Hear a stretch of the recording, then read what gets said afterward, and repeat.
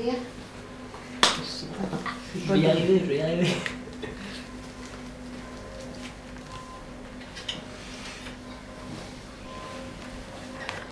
Voilà, donc on fait un documentaire pour l'ACA, enfin un portrait plutôt d'ailleurs.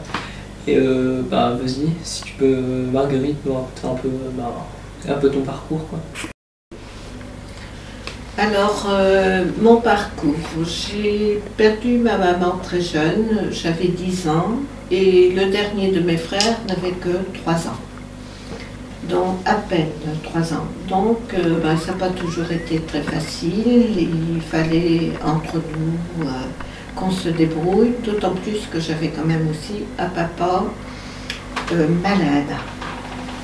Ce qui a amené à ce que je me suis toujours un petit peu occupée des autres. Et je suis restée chez mes parents jusqu'à ce que mon dernier frère se marie. J'ai passé l'examen d'entrée à l'école d'infirmière, j'ai été reçue et j'ai fait mes 2 années de formation. Ce qui fait que je suis toujours restée à l'hôpital et j'y ai travaillé 30 ans avant d'être à la retraite. T'as bien tout remonté déjà. Parce que t'as commencé pas forcément très haut. Et t'es arrivé quand même à monter jusqu'à infirmière quand même. Enfin, t'as pas mal remonté et t'as eu un parcours assez sympa. Oui, bon, je pense quand même que j'avais des bonnes bases. J'étais très bonne en maths et tout ça.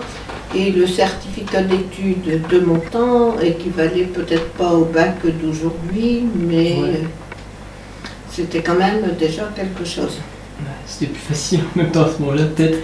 En même temps, c'est ce qu'on dit tout le temps, mais bon, voilà. Est-ce que tu peux nous raconter ce qu'on disait de toi à l'hôpital? Alors, mes collègues disaient toujours, si Marguerite elle l'a dit, c'est que c'est vrai. Soit que c'était pour la surveillance d'un traitement ou quelque chose. Et les malades aimaient beaucoup quand c'était moi qui travaillais, parce que ça devait les sécuriser. On aime bien quand c'est vous, ça nous rassure. Et un des malades, une fois m'a dit, avec vous, c'est tout à fait différent d'avec les autres. Je n'ai pas posé la question de savoir qu'est-ce qu'ils mettaient derrière ces mots. Ouais. Voilà.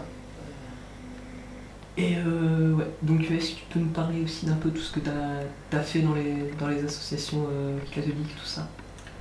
Alors, ça t'embête pas, hein?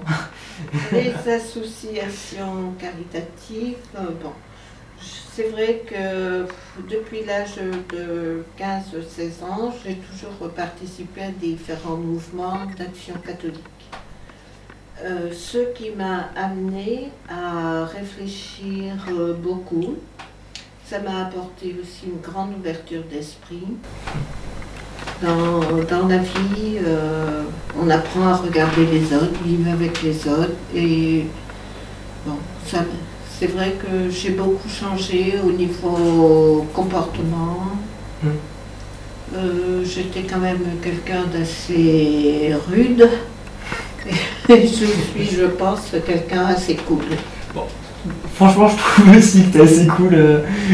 Non, je te connaissais pas à ce moment-là. Ah, je pouvais pas. Mais franchement, t'es quelqu'un d'assez cool et très sympa. Donc voilà. J'ai été débauchée par un prêtre qui avait sans doute dû remarquer. Enfin là non plus, je n'ai pas posé de questions. Il est venu me demander de m'occuper d'enfants. Alors j'ai dit oui, et après, bon, plus ou moins, j'ai quand même été en contact avec beaucoup de mouvements à l'extérieur, et j'ai même été pour des comptes rendus de rencontres à Paris. Et nous avons accueilli au niveau de l'ACE, donc l'Action catholique des enfants, une famille qui nous semblait assez défavorisée. Peut-être pas tellement matériellement, mais c'était beaucoup plus pour un suivi scolaire défavorisé à ce niveau-là. Et petit à petit, on voit ces jeunes évoluer, qui prennent leur place Et bon, ça fera peut-être pas des savants, mais ils sont surtout Ouais. des manuels. Et quoi qu'on dise, ils comprennent quand même très bien des faits de société. C'est le cinéma muet, alors. Je suis doué, hein. Tourne. Attends. Ah merde, ouais, c'est con. Ça va? On n'a pas encore assez?